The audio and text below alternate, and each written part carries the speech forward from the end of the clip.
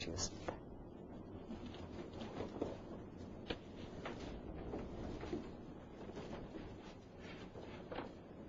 우리 하나님의 말씀 구약 성경 역대하 34장 9절 말씀입니다.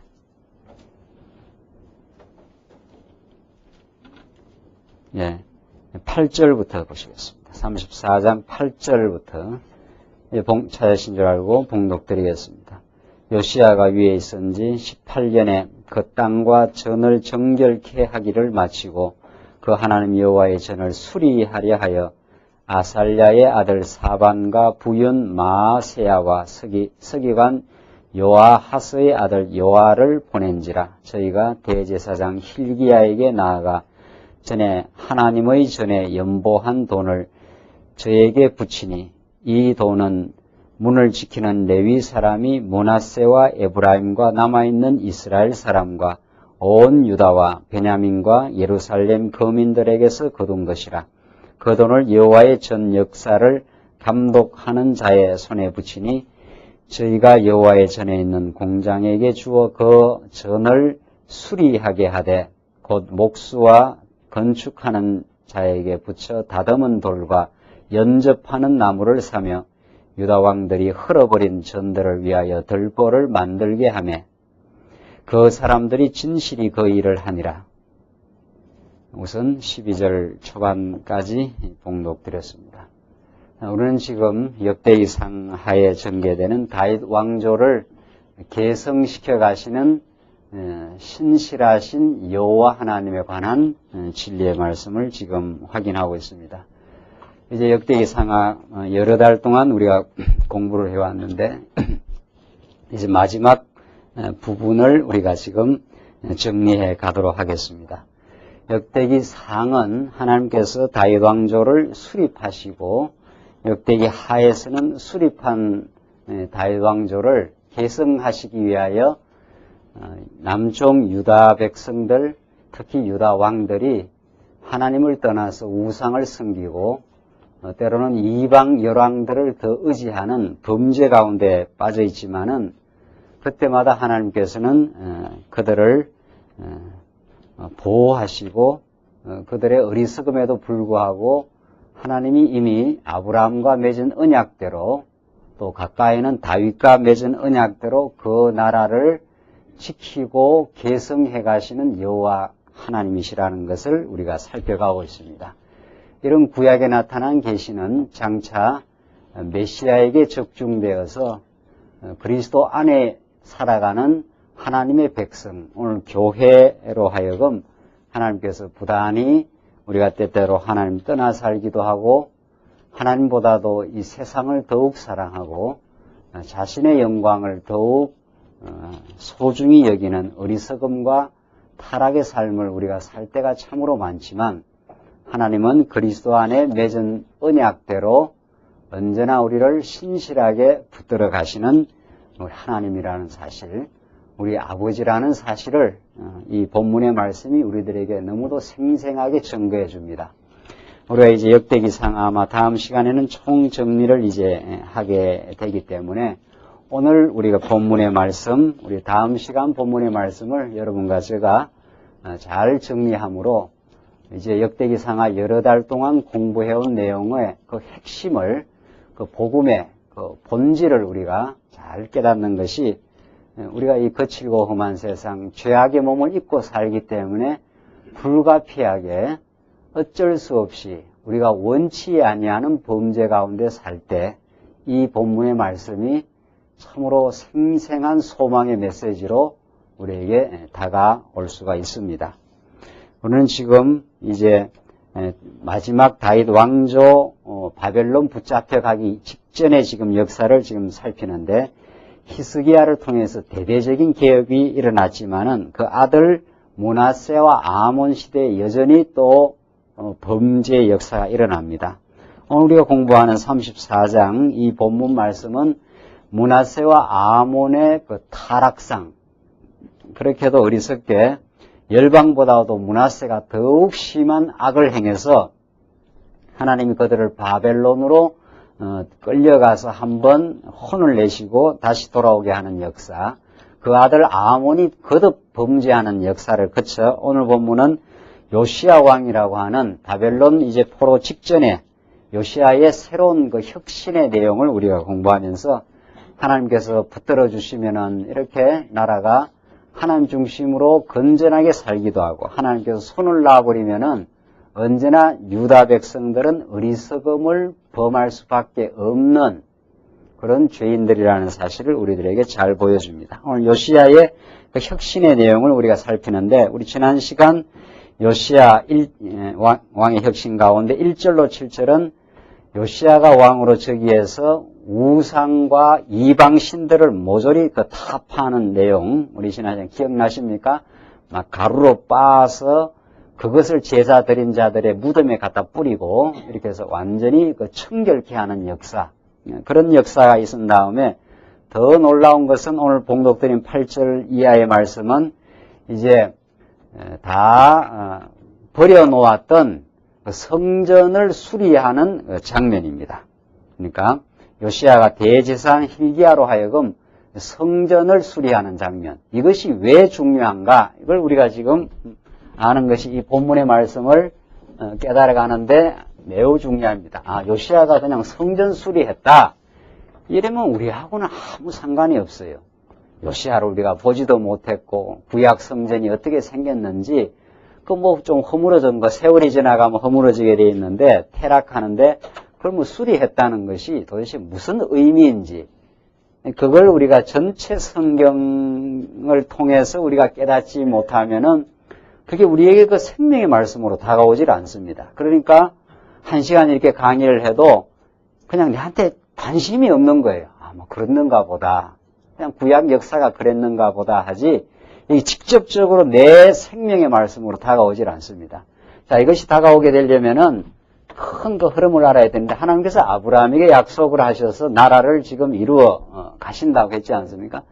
이건 아주 기본 아닙니까? 하나님께서 자손을 번창하고 땅을 정복하고 나라를 통치해 주겠다 하는데, 그 이후에 하나님께서 모세를 들어가지고 수많은 언약의 말씀, 모세, 쉽게 말하면 율법을 주신 거지요. 율법이 이게 언약의 말씀입니다. 너희들 하나님 잘 섬겨야 된다.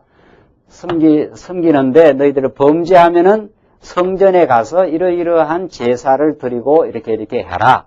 모세의 율법 혹은 모세 언약의 수많은 조항들을 주십니다. 그러고 나서 역사가 진행되는데, 지금 다윗 이후에 지금 북이스라엘은 완전히 아수르에서 망하고 우리가 지금 여기 와 있습니다. 이쯤 이제 조금 있으면 이제 이 나라도 한번 바벨론에서 완전히 회파되고 망하게 되는 역사. 그러나 다시 이제 회복의 역사.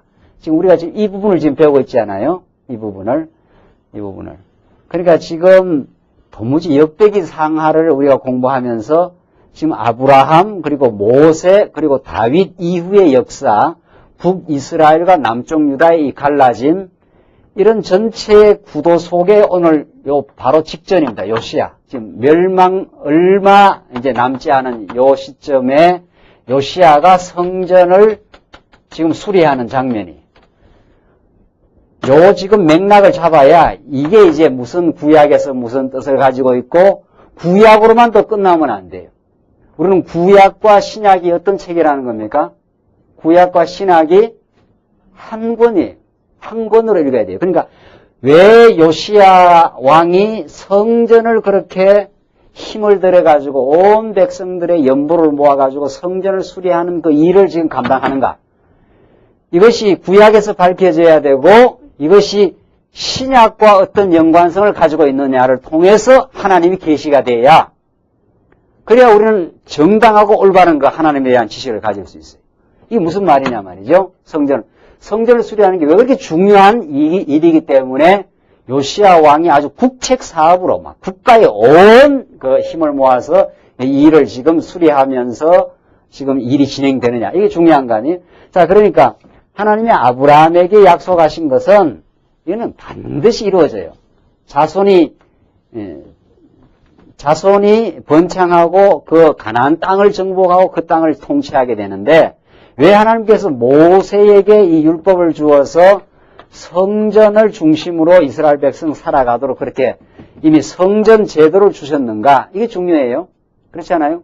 모세 율법은 거의 10계명 이후에는 전부 성전하고 관계되어 있는 거예요.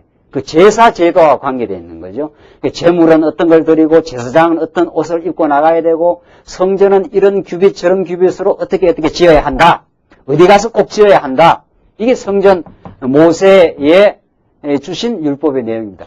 이것을 지금 요시야 왕이 지금 그 모세에게 하신 율법을 그대로 지금 지켜나가는 거예요. 지금. 그렇죠? 이거 왜 중요하냐는 거죠. 구약에서. 왜냐하면 하나님이 아브라함에게 약속하신 대로 나라는 이루어져요. 그것이 나라는 이루어지는데 나라에서 하나님의 통치를 받고 살아가는 백성들이 이 백성들이 하나님을 떠나 사는 어리석고 미련한 죄인들입니다. 그러니까 하나님께서 만약 이 죄값대로 그냥 하나님께서 공의대로 심판을 하시면은 이 나라가 존속이 안 됩니다. 그렇지 않아요? 죄값대로 만약 그대로 하나님이 공의의 법대로 실행을 하신다면은 그러니까 하나님은 이들이 범죄하는 줄을 알고 있습니다. 그래서 이미 성전에서 제사 제도를 마련해 놓고 지금 성전을 수리하게 해요. 그래서 성전을 수리하게 해서 성전에서 제사 제도가 이루어지면은 이스라엘 백성이 뭘 깨닫습니까? 하하, 우리가 이 땅에 와서 이렇게 젖과 꿀이 흐르는 땅에서 사는 것이 우리의 공로가 아니구나. 우리의 행위대로 하나님이 우리에게 갚으신 것이 아니구나. 만약 행위대로 갚으면 우리가 도저히 있을 수 없는 존재들이구나. 그래서 성전에서 제사가 자꾸 드려져야 이스라엘 백성이 저기에서 존속할 수 있고 하나님이 참으로 우리를 은혜로 붙드시는 분이라는 것을 깨닫게 됩니다. 제사 제도를 통해서 하나님은 이 땅에서 이 백성들이 살아갈 수 있도록 그래서 여호와 하나님을 기억하는 장치로 주신 거예요, 이게. 그 제사를 안 드리면 이스라엘 백성들은 하나님 이제 다 잊어버려요. 범죄하면서도 저기들이 이 땅에 살 수 있는 것이 은혜라는 걸 잊어버려요, 여호와 하나님을. 그러니까 성전에서 꼬박꼬박 몇날 며칠날 제사를 드리고 매일 가서 제사장이 성소에 들어가고 지성소에 대제사장이 1년에 한 차례 들어가서 모든 백성들의 죄를 사하는 그런 제사 제도를 행하면은 하하, 우리가 여기 와 있는 것이 우리는 형편없는 죄인이지만 하나님께서 우리 죄를 다 속량해 주시고 죄를 없다 해 주시고 하나님이 계속해서 우리를 여기 살게 하시는구나. 참으로 하나님은 은혜로우신 여호와 하나님이라 이걸 기억할 수 있는 거예요. 그러니까 이 제사가 그렇게도 구약시대 때는 중요한 거죠. 모세 언약이라는 것이. 그러니까 이것이 바로 뭘 가리키는 거예요? 이것이 부활의 성전, 십자가에 죽으시고 3일 만에 부활하셔서 우리의 영원한 성전이 되신 예수 그리스도를 가리켜요. 그러니까 우리가 여기 살아가면서 예수 그리스도를 통해서 우리는 여호와 하나님을 깨닫는 거죠. 그리스도가 우리의 성전이 되어 주신 거예요. 그리스도가 우리의 제물도 되어 주시고 그리스도가 우리의 제사장이 되어 주셔서 우리가 하나님 앞에 나아갈 수 없던 자예요. 여러분과 제가 오늘 이렇게 하나님 앞에 나아갈 수가 없어요.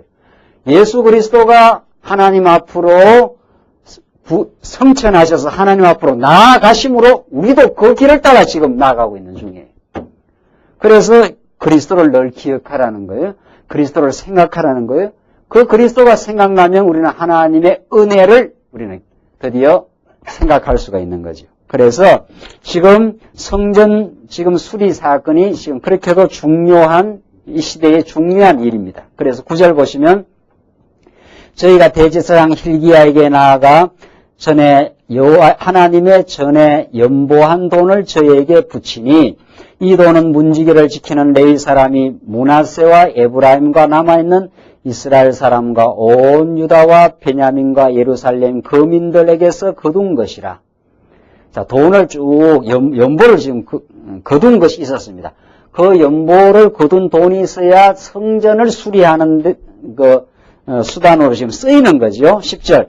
그 돈을 여호와의 전 역사를 감독하는 자의 손에 붙이니.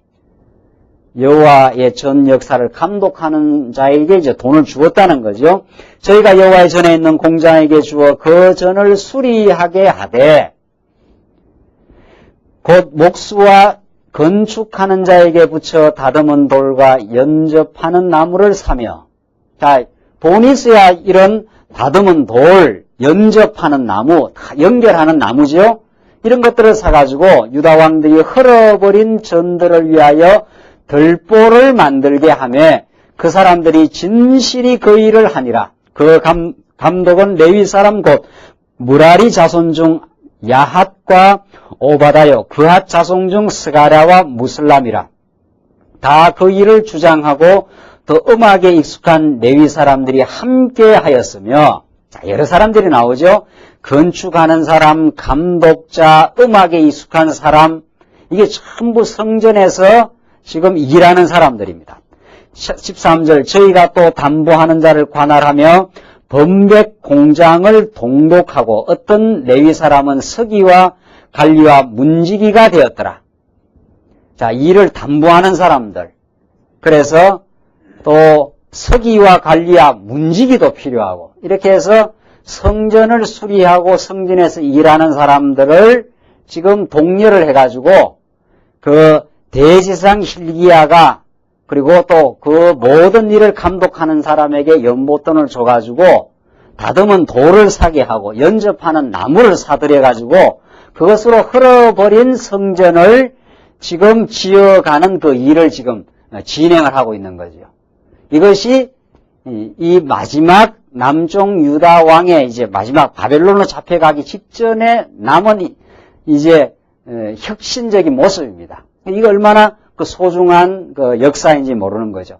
헐어버린 성전이 이렇게 새로 수리가 되고 다시 다듬은 돌을 사서 또 연접하는 나무를 사서, 이게 돌도 필요하고 성전을 지금 수리하는데 들보도 필요하고, 이렇게 들보도 기둥도 필요하고 들보도 필요하고 다듬은 돌도 허물어져 버린 데는 다시 돌을 이렇게 세워가지고 성전을 지금 이렇게 다시 제대로 갖추어가는 역사. 이것이 요시야 시대에 지금 일어난 종교적 혁신 작업이 지금 일어난 거죠. 14절 계속 봅시다. 34장 14절로 21절에 보시면은 더 놀라운 사실은 요시야가 발견된 율법책을 읽고 여호와께 질문하는 내용입니다. 자, 이렇게 성전을 수리하는 가운데 뭐가 발견이 되는가 하면 율법책이 발견이 돼요. 무리가 여호와의 전에 연보한 돈을 꺼낼 때에 제사장 hil기야가 모세에 전한 여호와의 율법책을 발견하고, 자, 이게 이제 놀라운 발견이에요. 여호와 율법책을 안 읽은 거죠, 그전에는.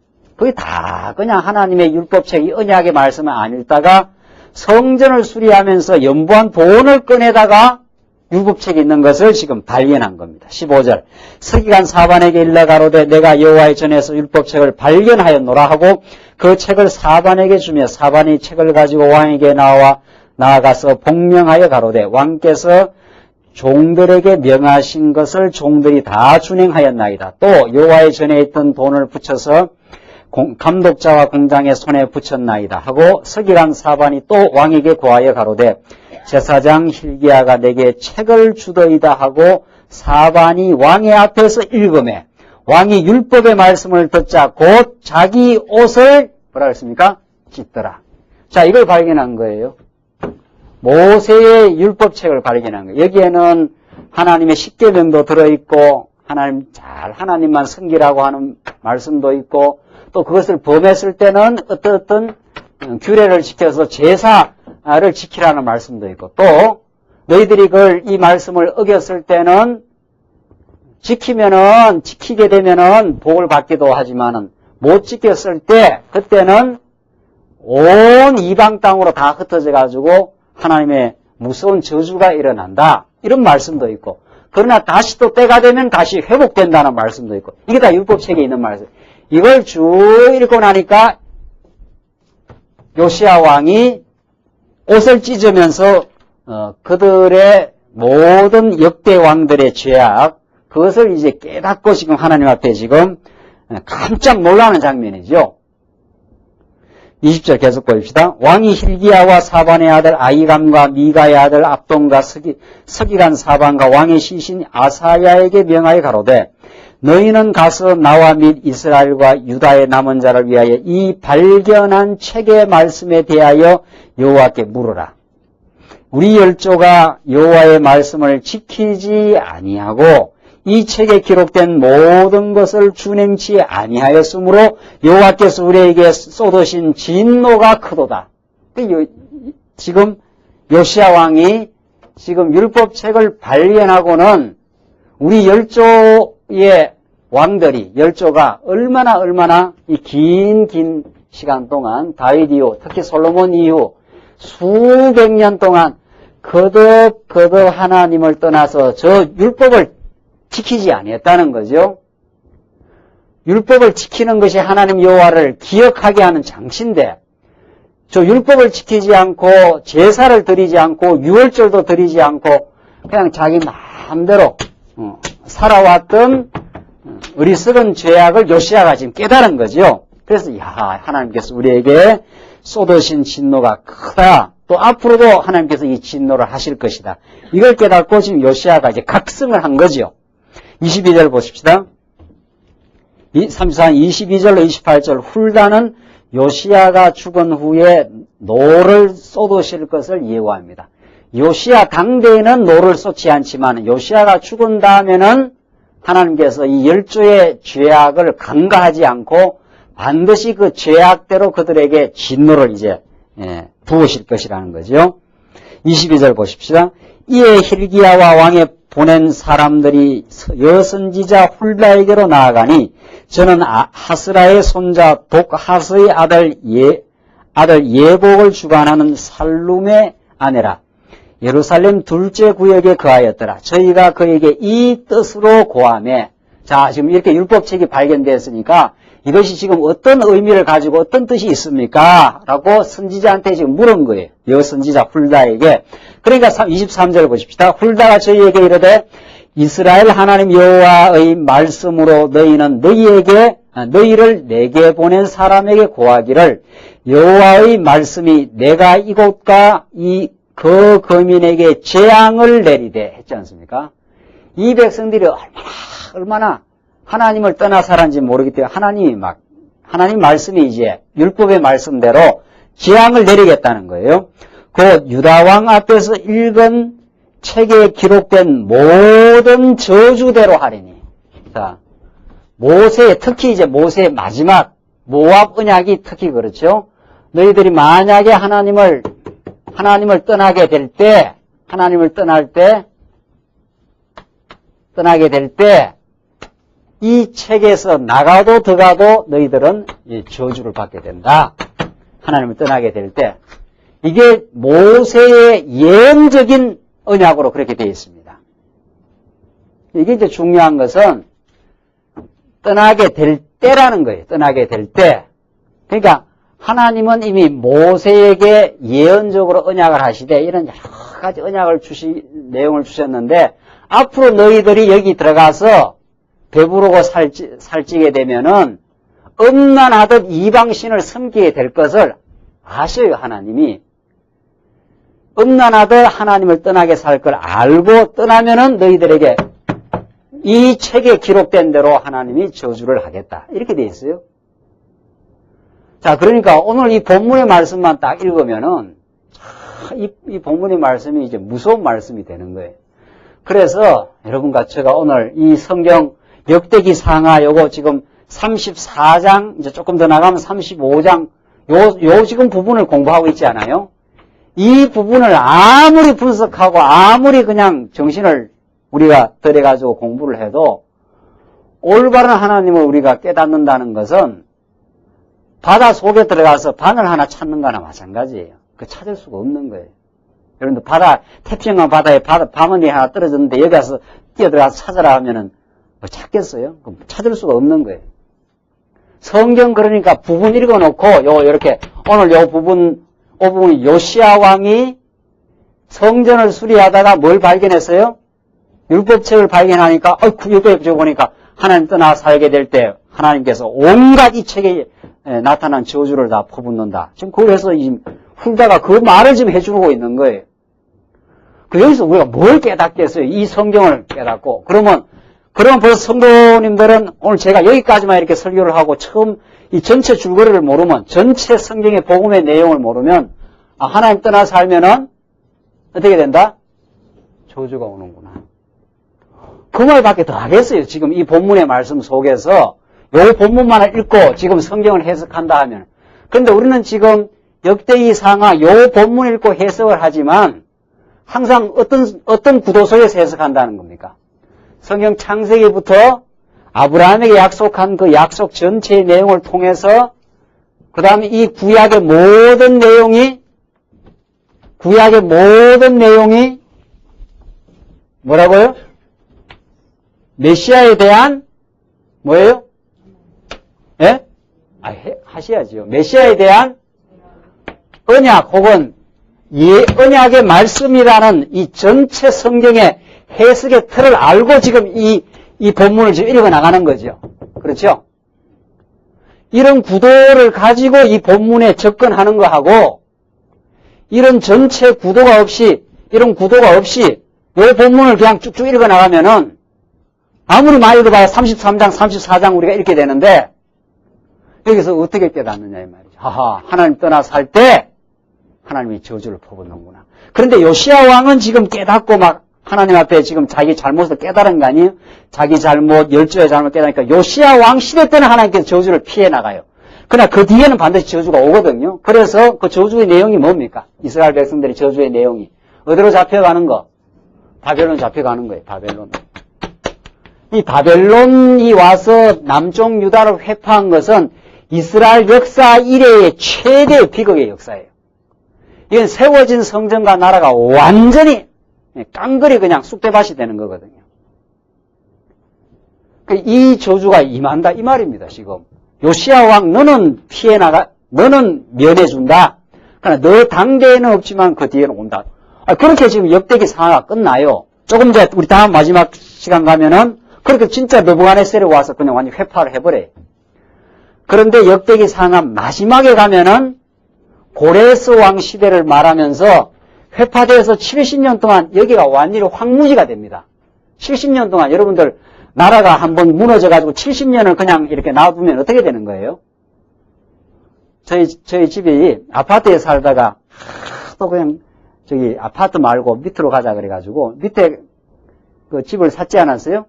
그래가지고 조그마한 텃밭이 있는데 그 텃밭을 가꿀 시간이 있나요? 그때 제가 학교 다니면서 이 목회하게 할 때인데 그래가지고 한 몇 달을 놔뒀더니만 텃밭이 아니라 이 뭐가 돼버렸어요?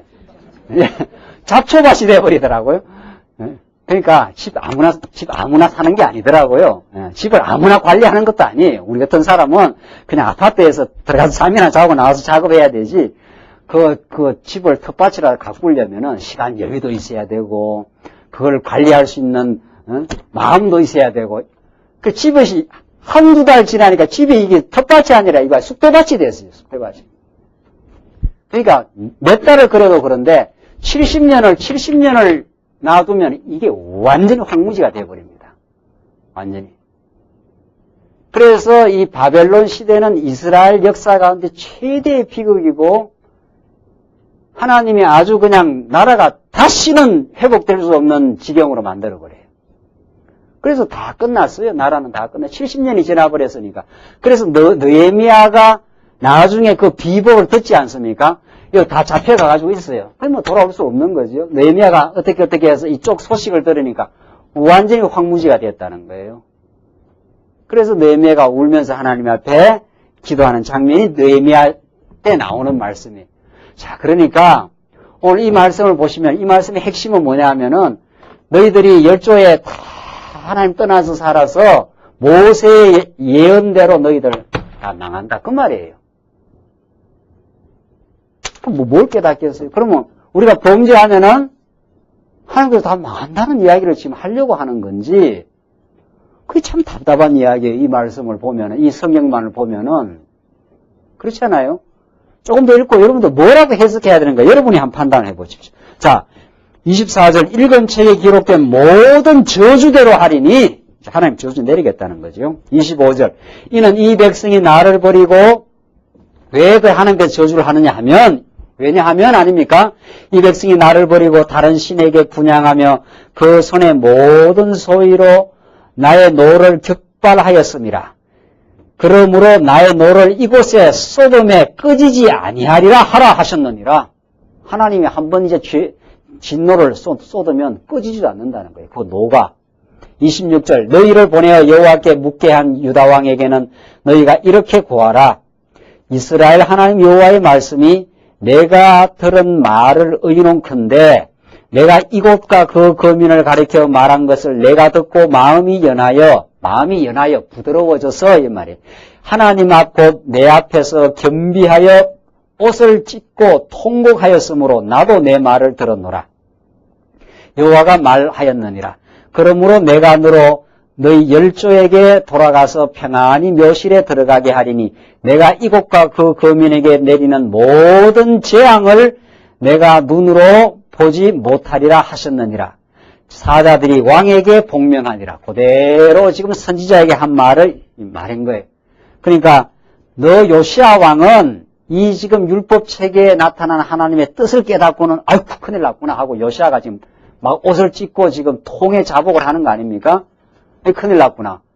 이렇게 하나님 우리가 떠나 살았으니까 하나님을 떠나서 살 때, 하나님을 다 떠나 살 때 엄청난 이제 저주가 이제 퍼붓는다고 예언이 되어 있는데 이게 이루어지겠구나 하고 요시야가 지금 깨달은 거 아닙니까? 깨달으니까 하나님이 뭐라 하는가? 너와 너 열조는 평안히, 너로 열조에게로 돌아가서 너는, 요시야 너는 이 말이죠. 너는 재앙을 지금 보지 못한다. 너는 지금 깨달았으니까 하나님 앞에 지금 통회하니까 돌아가지만은 그 다음에는 이제 저주가 온다는 거예요. 자, 그러니까 29절을 보십시다. 29절로 33절에 보면은 요시야가 언약책을 백성에게 읽어 여호와를 이제 복종케 하는 내용입니다. 29절. 왕이 보내어 유다와 예루살렘의 모든 장로를 불러 모으고 이에 여호와의 전에 올라가며 유다 모든 사람과 예루살렘 거민과 제사장들과 레위 사람들과 모든 백성이 물론대소하고 다 함께 한지라. 왕이 여호와의 전 안에서 발견한 언약책의 모든 말씀을 읽어 무리의 귀에 들리고, 이게 이제 중요한 거죠. 요시야 시대의 최고의 복은 언약책을 소홀히 하고 그걸 읽지 않다가 언약책이 지금 발견한 거 아니에요? 지금 계속해서 발견했다 그러잖아요? 언약책을 발견해서 그걸 읽고 백성들의 귀에, 무리의 귀에 들려주는 일이죠. 그래서 제가 그런 표현을 쓰죠. 만약 여러분과 저에게 이 성경이 하나님이 어떤 분이라는 것을, 하나님이 얼마나 위대하고 하나님이 역사의 주관자이시고 우리 교회와 우리 모든 삶을 지금 이끌어 가시는 분이라는 걸 지금 드러내는 책이지요. 이게 이렇게 덮여버리면은 그때부터는 암흑입니다. 그때부터 우리 영혼이 암흑이에요. 그래서 이 성경이 이렇게 우리 눈에 읽히고 성경이 우리 눈앞에서 펼쳐져서 내가 언약하면 내가 역사를 주관하고 너희들을 어두운 가운데 때로는 가두기도 하지만은 때리기도 하지만 내가 반드시 너희를 이끌어서 영원한 천국으로 약속의 땅으로 인도해 가시는 여호와 하나님이라. 이 말씀이 성경을 펼쳐서 성경이 드러나야 우리 영혼이 그때부터 살아나요. 그래서 여러분과 저는 성경의 사람들이, 이 성경은 오늘날 인쇄술이 얼마나 발달돼 가지고 서점에 가면 기독교 서점에 좋은 책들이 얼마나 많은지 몰라요. 얼마나. 요렇게도 편집되고 저렇게도 편집돼 가지고 막 가죽으로 편집되고 해 가지고 성경이 없는 집이 있나요, 지금? 예수 안 믿는 학자들도 성경은 다 보더라고요. 제 지도교수가 교육학 학자인데 그 사람은 예수를 믿지도 않아요. 근데 성경에서 예수님이 가르친 교육의 방법이 참 대단하다. 이래갖고 그 사람은 그렇게 성경을 봅니다. 성경을 열심히 봐요. 그래서 예수의 교육 방법. 이 사람은 예수를 안 믿는 사람 아니에요. 근데 예수님이 제자들을 불러가지고 뭐 이렇게 질문도 하고 뭐 이렇게 가르치기도 하고 뭐 그렇게 미리 이렇게 앞으로 이야기해줘서 그걸 깨닫게 하고 뭐 이런 이게 예수의 교육 방법이다. 근데 그 사람은 예수를 메시아로 믿지를 않아요. 그분은 참 훌륭한 교육학자인데도 그 성경이 안 보이는 거지요. 성경에서 진리가 발견이 안 되는 거죠. 여러분과 제가 만약에 성경을 덮어버리면은 그때로부터 우리 인생은 암흑입니다. 그때로부터는 내가 왜 사는지, 내가 무엇 때문에 일을 하는지, 무엇 때문에 이 땅에서 때로는 고통을 겪는지 그 이유와 의미가 우리는 발견이 안 돼요.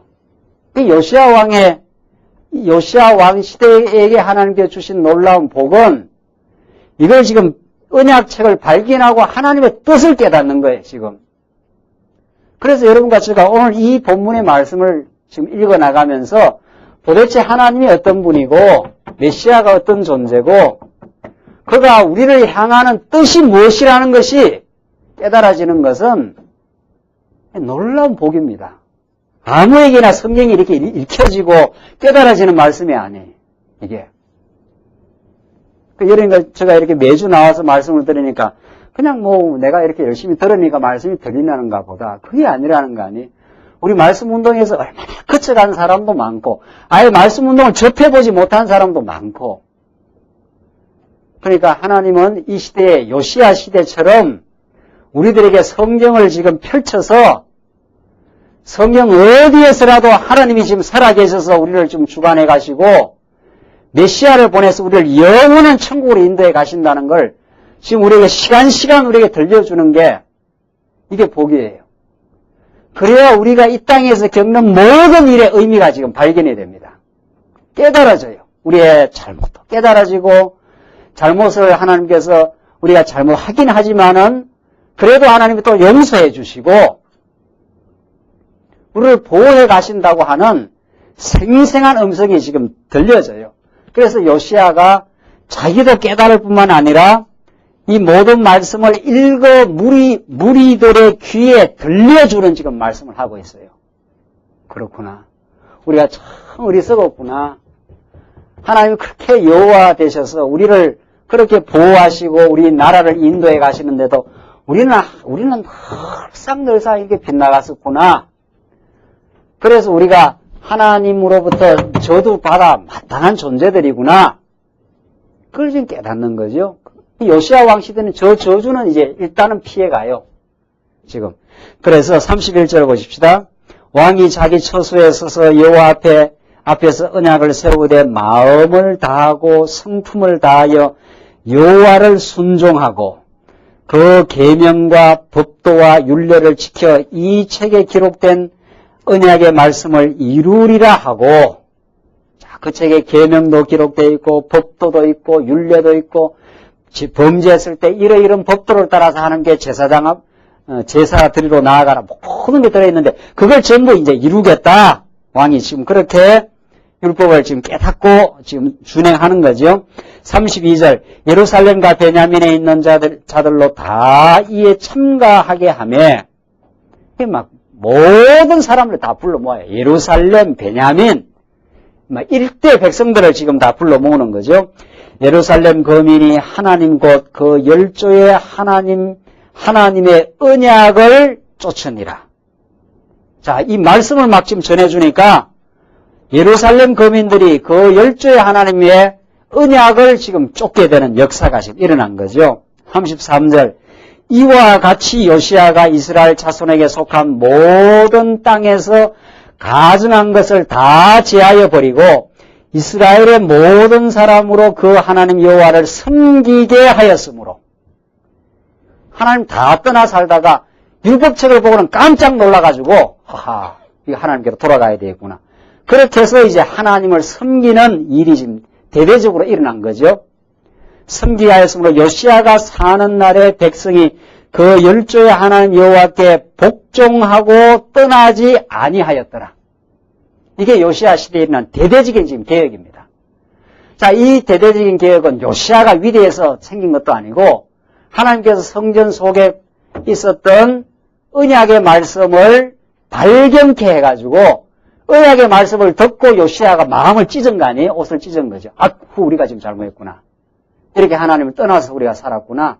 우리 마음대로 살았구나 하는 것을 언약책의 말씀을 통해서 지금 깨달은 거죠. 여러분들 우리 종교개혁시대 때, 이 16세기 종교개혁시대 때 4세기로부터 16세기까지는 완전히 암흑시대예요. 완전히 암흑시대. 그러니까 우리는 지금 루터와 칼빈을 통해서 구라파가 발칵 지금 뒤집어진 거죠. 그러니까 16, 17, 18세기, 뭐 20세기 지금까지도 세계 문명은 지금 구라파가 지금 지배하잖아요. 그것이 지금 미국이 지금 그렇게 연결된 거 아닙니까? 미국이 다 영국에서 넘어간 사람들이 대부분을 이루니까. 그 문명을 새롭게 한 역사가, 일대 인간을 개혁하고 문명을 새롭게 밝게 한 역사는 루터가 로마서에 나타난, 갈라디아서에 나타난 그 몇 구절의 성경을 통해서 일어난 역사입니다. 그게. 그렇게 성경이 위대한 힘을 가지고 있어요. 그게 바로 의인은 믿음으로 말미암아 살리라고 하는 그 이신칭이라는 그 진리를 루터가 깨닫고는 벌떡 일어선 거죠. 아이쿠, 우리가 잘못 깨달았구나. 내가 뭐 하나님 앞에서 공로를 세우고 내가 하나님 앞에서 고행을 하고 그렇게 해서 노력해서 나아가야 되는 줄로 그렇게 로만 카톨릭이 계속 가르쳤잖아요. 신부를 통해서라야 하나님께 나아갈 수 있다 했는데 그게 아니구나. 우리는 믿음으로 의롭다함을 얻을 수 있고 우리가 직접 하나님을 섬길 수가 있구나. 그래서 이 대대적인 종교개혁이 일어났어요. 그게 그냥 약 한 500년을 끌어온 역사예요. 500년을 끌어온. 그래서 그렇게 밝은 역사, 하나님 앞에서 살아간다고 하는 루터의 신앙, 그러니까 무슨 일을 해도 하나님의 선한 일이니까 신부들만 하나님을 섬기는 제사장인 줄 착각을 하는데 그게 아니라는 거예요. 집안에서 설거지하는 일도 하나님 섬기는 일이라는 거예요. 그렇게 해서 막 대대적인 문명의 변화가 그렇게 일어납니다. 지금 요시야 시대가 그런 역사지요. 므낫세와 아몬이 하나님을 떠나서 살다가 요시야가 언약책을 발견하고 하나님의 뜻을 깨닫고 나니까 언약책이 열리니까 그게 깨달아지니까 전면적인 지금 계획이 일어나가지고 백성들이 하나님께로 돌아가는 역사입니다. 이게 오늘 이 시대의 말씀 운동의 역사 아닙니까? 성경은 다 가지고 있는데 성경에서 하나님을 지금 가르쳐 주질 않고 오히려 이래 하면 안 되고 이래 해야 된다라고 인간의 행동 처방을 자꾸 가르쳐 주는 거죠. 오늘도 이 말씀 보면 떠날 때 저주가 임한다. 이런 말씀 요거만 가르치면요. 아이쿠 우리가 잘해야 되는구나. 우리가 잘못 살면 저주 오는구나. 그렇습니다. 그러나 오늘 이 본문 말씀 절대로 그게 아니죠. 그게 아니에요. 모세가 너희들 떠나게 될 때 저주 온다는 건 예언의 말씀이에요. 이건 반드시 이루어집니까? 안 이루어집니까? 이건 반드시 이루어집니다. 인간이 잘해야 되고 못해야 되고 아니에요. 하나님께서 궁극적으로는 이들을 떠나게 해서 한번 바벨론으로 저주받게 하는 게 하나님의 정한 뜻입니다. 그래 떠나게 돼요. 그럼 계속 하나님을 떠나서 저주받게 되지만은 반드시 거기에서 다시 어떻게 해요? 돌아오게 된다는 것도 예언되어 있어요. 그래 이 때리는 이 저주는 망하라고 이렇게 하는 게 아니에요. 이때의 재앙은 전부 장차 예수 그리스도에게 퍼붓는 저주를 가리켜요. 궁극적으로는. 그 저주는 해서 무너뜨리기는 하지만은 기적 같은 방식으로 다시 돌아오게 된다는 것까지 예언이 돼 있어요. 그러니까 우리가 잘해야 된다 못해야 된다가 아니죠. 하나님이 어둡게 한번 해서 그들을 깨닫게 하려고 어둡게 해야 때릴 거 아닙니까? 한번 떠나가야 때리지 뭐 떠나가지 않는 백성을 어떻게 때리나요? 그래서 때렸다가 다시 쌓아내어서 하나님 여호와이심을 깨닫게 하려고. 그게 하나님의 정한 뜻이에요. 여러분과 제가 왜 하나님을 지금 사랑하고 하나님께로 돌아옵니까? 예수 그리스도를 십자가에서 하나님이 우리 대신 어떻게 했습니까? 구약에 나타난 모든 율법에 나타난 재앙과 저주를 어디다 갖다 퍼부었습니까? 그 십자가에 퍼부었어요.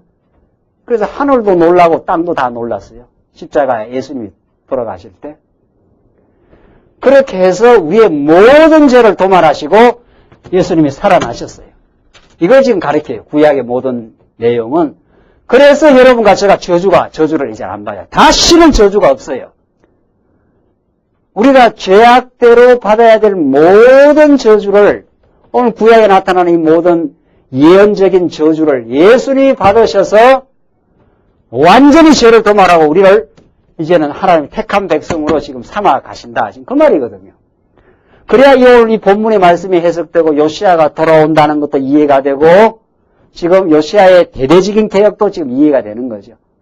그래서 요시야 시대에는 저주를 퍼붓지 않지만은 이스라엘 열주의 모든 죄값대로 구약에는 바벨론 저주를 퍼부어요. 그러나 아주 망하게 하지 않고 다시 돌아오게 하신다. 이게 지금 역대기 상하에 지금 마지막 지금 하나님께서 다윗 왕조를 계승해 가시는 역사입니다. 지금 안 망한다 이 말. 마지막에는 결국은 다시 회복된다. 지금 그걸 역대기 상하 끝에 지금 소망의 메시지로 우리에게 줘요. 자, 그러니까 오늘 지금 요시야 시대에 이렇게 율법책이 깨달아지는 역사, 여러분과 저에게 지금 말씀이 깨달아지는 역사는 하나님께 우리를 돌이키게 하는, 하나님을 섬기게 하시려고 우리를 지금 만들어가는 역사라는 거죠. 35장 보시면은 1절로 6절 요시야가 유월절을 지키면서 레위 사람에게 임무를 명하는 장면입니다. 요시야가 예루살렘 여호와 앞에서 유월절을 지켜 정월 14일에 유월절 어린 양을 잡으니라. 왕이 제사장들에게 그 직분을 맡기고 면려하여 여호와의 전에서 사물을 행하게 하고 또 여호와 앞에 구별하여서 온 이스라엘을 가르치는 레위 사람에게 이르되 거룩한 궤를 이스라엘 왕 다윗의 아들 솔로몬의 건축한 전 가운데 두고 다시는 너희 어깨에 매지 말고 마땅히 너희 하나님 여호와와 그 백성 이스라엘을 섬길 것이라. 자, 요시야가 율법을 잘 지키는데 그 중에 무슨 율법? 유월절 어린 양을 잡는, 유월절 지금 제사 제도를 드리지 않아요? 자, 이걸 드리게 되면 어떻게 됩니까? 이걸 드리면은 여기서 요시야가 유월절 제사, 율법 중에 하나지요. 유월절이라는 게. 이걸 지금 이 역대 왕들이 지금 안 지킨 거예요. 안 지키니까 이 땅에서 사는 것이, 하나님이 유월절은 뭡니까? 광야에 살아가던 모세시대 광야에서 있던 백성들을, 광야가 아니고 어디? 애굽. 네. 광야의 교회니까 자꾸 광야가 나오네. 네. 애굽에 살던 자들을 해방시킬 때 이 유월절 어린 양으로 해방시킨 거 아닙니까? 그러니까 이스라엘 백성들의 힘으로는 바로의 400년 권세에서 못 벗어나죠. 바로가 도대체 어떤 자들입니까? 바로가. 이 이집트 문명 아닙니까? 피라밋을 건설한 사람들이니까 그 세력이 얼마나 강한 세력. 하나님이 여기다 집어넣어 놓은 거 아니에요.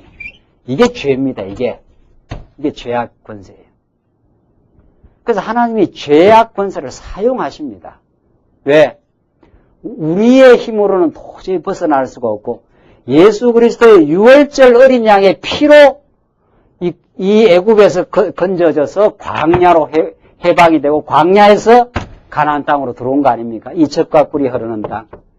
그러니까 젖과 꿀이 흐르는 땅에 기쁨과 그 은혜를 깨달으려면 뭐가 꼭 필요한 거예요? 뭐가? 애굽의 400년 종살이가 꼭 필요합니다. 이걸 기억하는 게 꼭 필요해요. 우리가 과거에 죄악 가운데서 하나님 떠나서 살 때가 있기 때문에 지금 해방되어서 예수 안에 산다는 그 기쁨을 누리는 거 아닙니까? 그래서 유월절 어린 이 제사를 늘 지내게 되면은, 만약 지내게 되면은, 우리가 이 젖과 꿀이 흐르는 땅에서 산 것은 우리 공로가 아니다.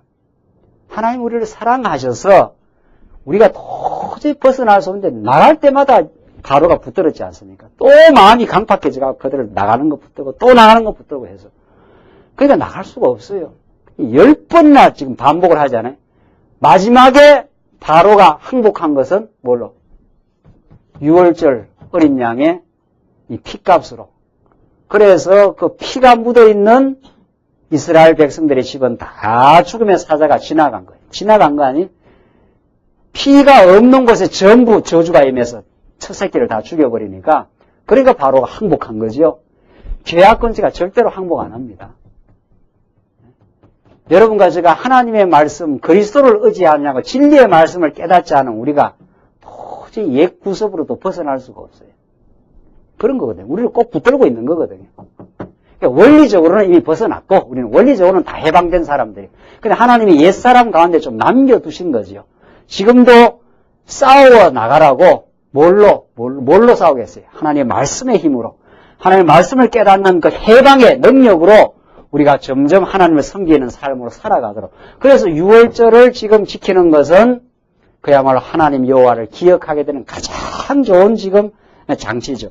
이걸 지금 왕이 지금 시키는 거죠. 그래서 4절 보시면 너희는 이스라엘 왕 다윗의 글과 다윗의 아들 솔로몬의 글을 준행하여 너희 족속대로 반열을 따라 스스로 예비하고 너희 형제 모든 백성의 족속의 차수대로 또는 레위 족속의 차수대로 성소에 서서 스스로 성결케 하고 유월절 어린 양을 잡아 너희 형제를 위하여 예비하되 여호와께서 모세로 전하신 말씀을 쫓아 행할지니라. 꼭 누구를 쫓아? 모세로 전한 말씀을 쫓아 해야 된다는 거예요. 구약에는 율법 그대로 해야 돼요. 율법에서 요렇게 하라, 요렇게 제사 지내라 하는 그대로 해야 돼요. 우리가 지금 율법대로 한다면 얼마나 복잡하고 힘들겠어요? 지금 우리는 그럴 필요가 있나요? 구약의 율법대로 그대로 행하라고 한 대로 누가 다 행했습니까? 예수가 몽땅 하나님의 뜻을 그대로 순종했어요. 그대로. 그래서 우리는 쉽고 가벼운 짐을 줬어요. 우리는. 그래서 예수님이 모든 구약의 율법을 따라서 하나님 앞에 순종해서 죽으심으로 우리는 그 공로를 그냥 힘입은 거예요, 지금. 그래서 우리는 쉽고 가벼운 짐을 우리는 졌습니다. 예수 믿는 건 가장 쉬운 거예요. 구약에는 율법대로 그대로 해야 되는데 이 일을 다 예수님이 다 이루어버렸으니까 우리는 하나님 섬기기가 그렇게 좋아요. 우리는 누구만 따라가면 되는 거예요. 누구만 의지하면 돼요. 유월절의 성취이신 누구? 예수를 우리는 의지하면 돼요. 예수님이 유월절 어린 양이 되셔서 피를 뿌려가지고 영원한 속죄가 되셨기 때문에 그래서 우리 히브리서 우리 수요일 날 배우잖아요. 우리의 모든 죄를 단번에 다 벗어버렸어요. 그래서 우리는 예수를 힘입어서 예수를 앞세워서 우리는 그냥 기쁘고 즐겁게 살면 돼요. 그러니까 여러분들 오늘 이게 지금 구약 제사 드리러 온 거 아니잖아요. 오늘 이 본문의 말씀을 통해서 유월절 어린 양으로 죽으신 예수를 지금 우리는 찬양하고 감사하고 그래서 하나님 아버지를 기억하고 살면 돼요. 우리 죄를 다 사했어요. 여러분들 지난 일주일 동안 하나님 앞에서 때로는 원망하고 어리석게 살고 때로는 그렇게 산 거 우리가 그렇게 산 때가 있지 않아요? 예수님이 다 영원히 다 속해버렸어요. 다. 그래서 그냥 오라는 거예요. 하나님 앞에. 나를 의지하고 그냥 나오라는 거예요. 예수 십자가의 피를 의지하고.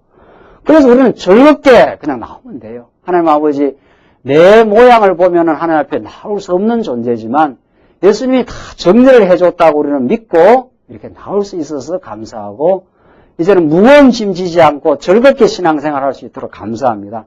이렇게 신앙생활하는 게 우리 오늘 신약시대의 삶입니다.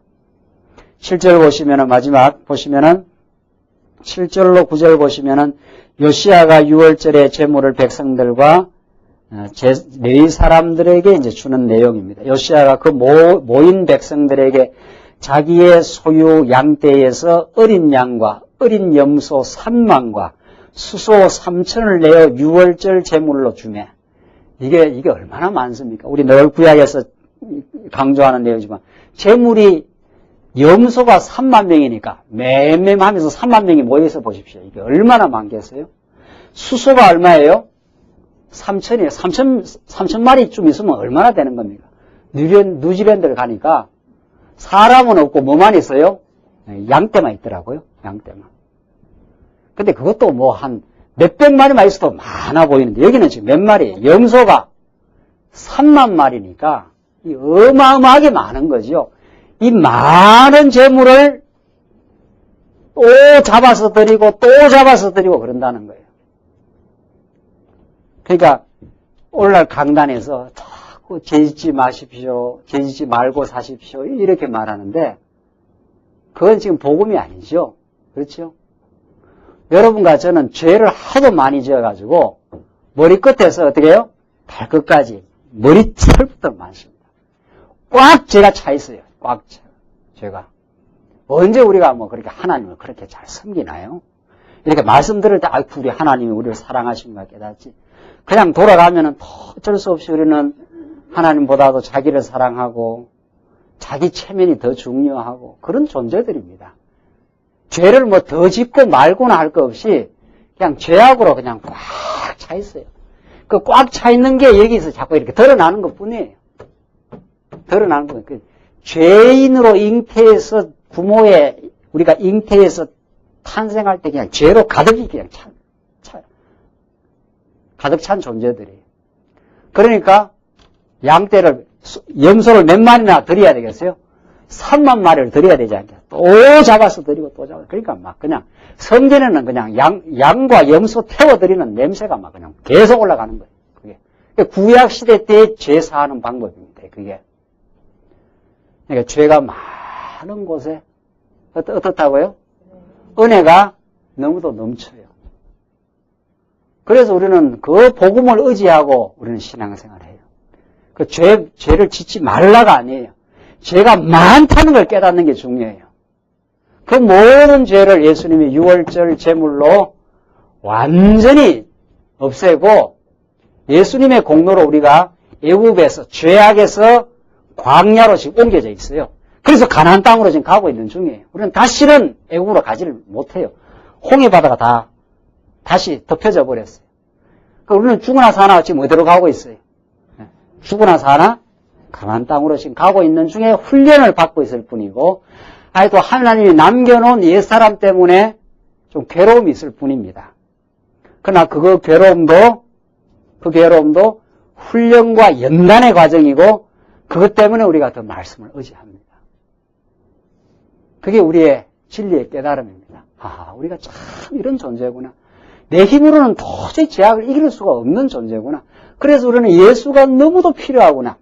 유월절 양 3만 마리 수소 3천을 드렸듯이 그렇게 우리가 예수가 필요한 사람들입니다. 그리고 예수 아니면 하루도 살 수가 없어요. 하나님의 말씀을 듣지 않고는 도저히 승리할 수 없는 존재들이에요. 그래서 여러분과 저에게는 이렇게 말씀을 오늘 이 요시야 시대에 염소 3만과 수소 3천을 내어 유월절 제물로 주매 방백들도 어떻게 해요? 즐거이 희생을 드려. 이렇게 우리가 즐거이 우리가 제사 제도를 드려서 하나님 앞에 제사함을 받을 수 있도록 모세를 통해서 다 이렇게 장치를 마련해 놨구나. 그러니까 즐거운 지금 제사가 드려지는 거죠. 예수님이 십자가 돌아가시는 그날, 가장 하나님의 저주를 받는 그날이 우리에게는 최고의 축복의 날입니다. 그래서 우리는 십자가를 우리의 영광으로 알고, 그 십자가 때문에 우리가 하나님의 영광을 발견하고, 그 은혜를 발견하고, 우리가 담대히 하나님 앞으로 나아올 수 있고, 여러분 제가 당당하게 하나님 앞에 신앙생활 할 수가 있습니다. 기도하십시다.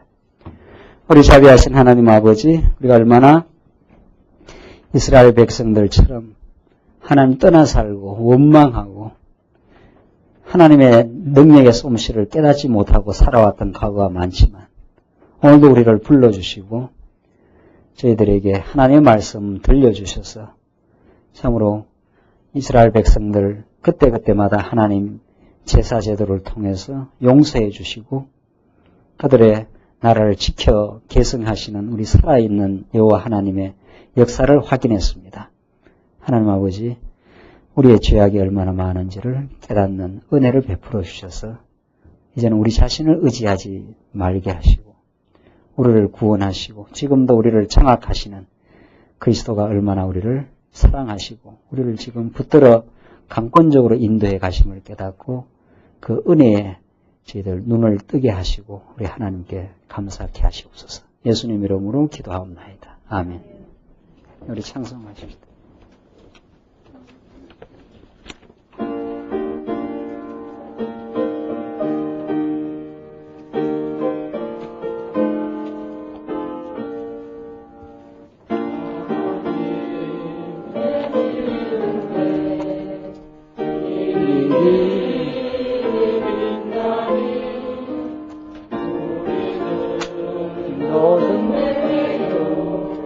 주의 사랑 비추세 우리 작은 불을 켜서 험한 바다 비추세 불에 빠져 헤매니 건져내어 살리세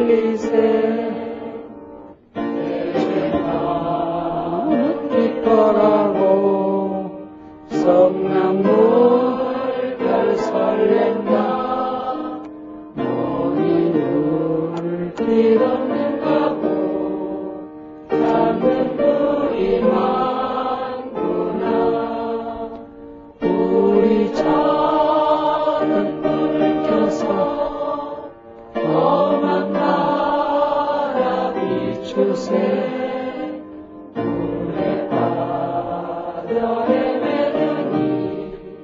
건져내어 살리세